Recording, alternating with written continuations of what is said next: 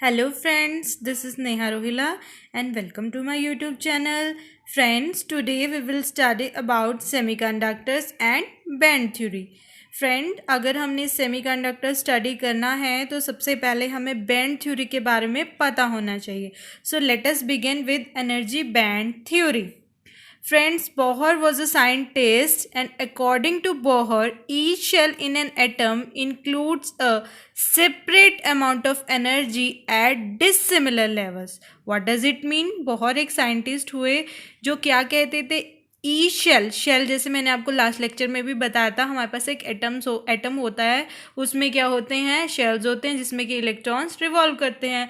So friends, हर shell में क्या होते हैं, किसी भी एटम के उसकी एक सेपरेट अमाउंट ऑफ एनर्जी रहती है और उनका लेवल्स अलग अलग रहेगा. ओके फ्रेंड्स, आगे moving further. In this theory, we study the communication of electrons in outside shell and the inside shell. Friends, what does it mean? इस थ्योरी में उन्होंने क्या बताया था कि हम कम्युनिकेशन ऑफ इलेक्ट्रॉन्स स्टडी करते हैं. Now communication of electrons means कि transfer of electrons outer shell में भी और इनर शेल में भी, बिकॉज हमारे पास काफ़ी सारे शेल्स होंगे, इनसाइड भी होंगे, आउटसाइड भी होंगे, तो उनमें ट्रांसफ़र कैसे हो रहा है इलेक्ट्रॉन्स का, we will study in energy band theory. So friends, let us move forward. Now these energy bands are further classified into three types. What are these three types? First of all, valence band, forbidden energy gap, and then the conduction band. Friends, I have shown you the diagram. As you can see in the diagram, I have shown in the y-axis the band energy and in the x-axis it is bands. So we can say that valence band, conduction band, and the gap between these two is forbidden energy gap, which is represented by Eg. देखो friends, हमारे पास क्या होगा, तीन ही तरह के bands होंगे यहाँ पर. वैलेंस बैंड है, कंडक्शन बैंड है, और जो बीच का बैंड है बेसिकली उसको हम फॉरबिडन एनर्जी गैप बोलते हैं. सो फ्रेंड्स, ये आपको क्लियर है किस तरह से कैटेगराइज्ड है. Now we will study the valence band. Valence band क्या होता है? The electrons in the outermost shell are known as valence electron. Friend, जब हम एटम की स्टडी करते हैं, डिफरेंट शेल्स की स्टडी करते हैं, तो हमारे पास क्या रहेगा, इसमें जो आउटर मोस्ट शेल में जितने इलेक्ट्रॉन्स रहेंगे उसको हम क्या बोलते हैं, वैलेंस इलेक्ट्रॉन्स. अब ये जो वैलेंस इलेक्ट्रॉन्स हैं ये एक बैंड फॉर्म करते हैं. The band form by a series of energy levels containing valence electrons are known as valence band. अब देखो इसका क्या मीनिंग है. जो हमारे वैलेंस इलेक्ट्रॉन्स है, इलेक्ट्रॉन्स में कुछ ना कुछ एनर्जी लेवल तो रहेगा ही रहेगा. सो ये क्या है, जो एनर्जी लेवल्स है, जैसे कि मैंने आपको यहाँ पर भी बताया है, the band formed by a series of energy levels containing valence electron. अब जो वैलेंस इलेक्ट्रॉन्स है उनकी जो एनर्जी है वो एक तरह से एक बैंड फॉर्म करेंगे, and this is known as valence band.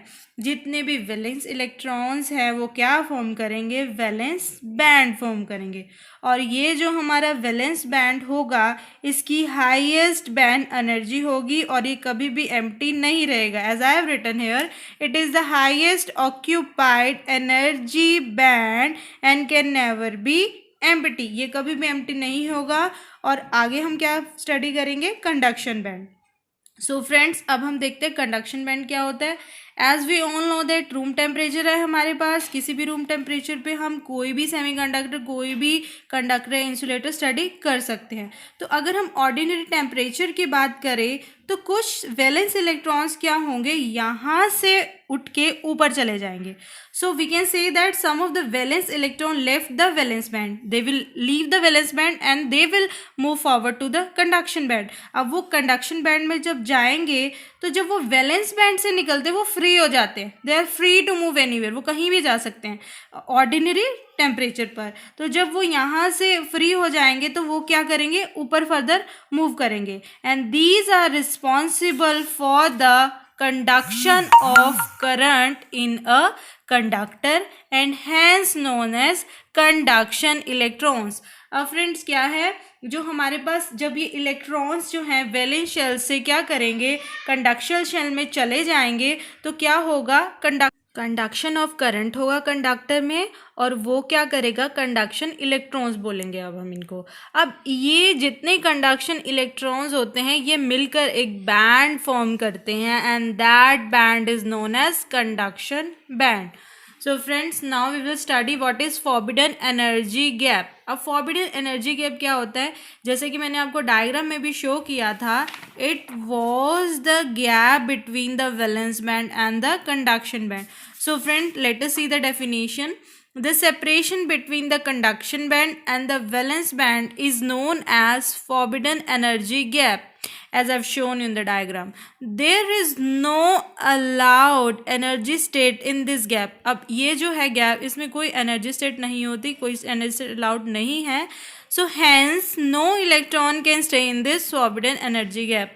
अब इस एनर्जी गैप में कोई भी इलेक्ट्रॉन स्टे नहीं रहता है। और हम लोगों को एक बात और भी पता होनी चाहिए कि जितना ज़्यादा एनर्जी गैप होगा उतने टाइटली वैलेंस इलेक्ट्रॉन न्यूक्लियस के साथ बाउंड करेंगे और हमें उनको निकालना वैलेंस बैंड से मुश्किल हो जाएगा। It means they will need more energy to move from valence band to the conduction band. Now moving further, अगर हम इन 3 बैंड्स की बात करें, इन्हीं के बेसिस पर हम इंसुलेटर, कंडक्टर्स और सेमीकंडक्टर्स को स्टडी करते हैं। Let us begin with conductor. Friends, conductor क्या होता है, अगर हम एनर्जी डायग्राम के अकॉर्डिंग स्टडी करें, I have shown you the diagram, इसमें क्या रहेगा, जो वैलेंस बैंड है और जो कंडक्शन बैंड है वो ओवरलैपिंग रहेगा।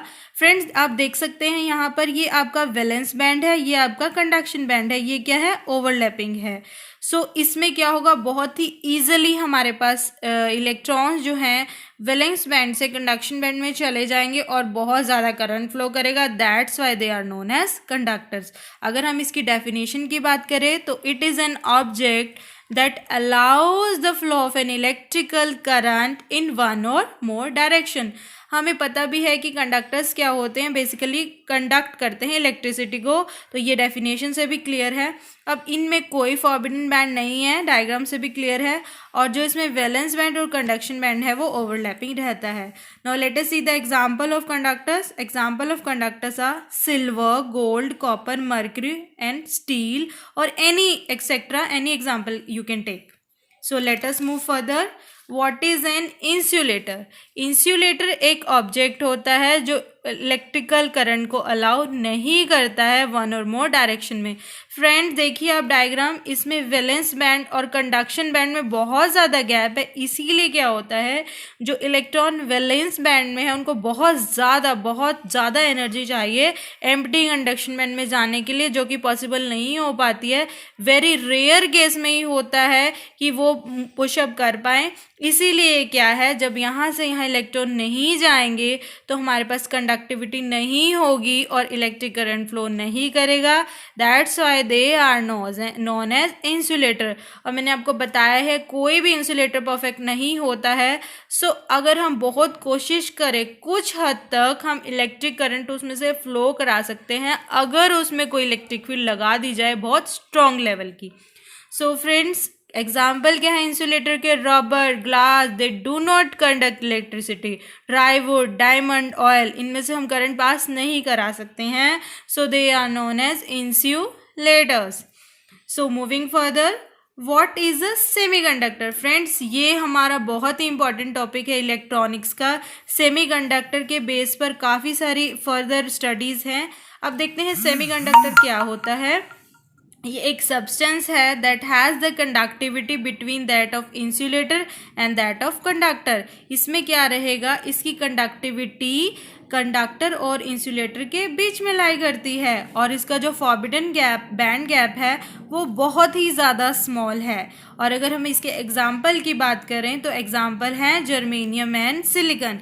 ये 2 तरह के सेमीकंडक्टर्स हैं। Late us see the diagram of semiconductor. देखिए, आप देख सकते हैं यहाँ पर सेमीकंडक्टर के केस में जो बैंड एनर्जी डायग्राम है वो कैसा दिख रहा है, valence band, conduction band, small forbidden band. इसमें मैंने आपको बताया है, डेफिनेशन से भी क्लियर है कि बीच में लाई करता है कंडक्टर और इंसुलेटर के, तो इसमें गैप भी बहुत ज़्यादा स्मॉल रहता है। और अगर हम इसके गैप की बात करें तो जर्मेनियम के लिए ये गैप है 0.7 इलेक्ट्रॉन वोल्ट एंड सिलिकॉन के लिए गैप है 1.1 इलेक्ट्रॉन वोल्ट।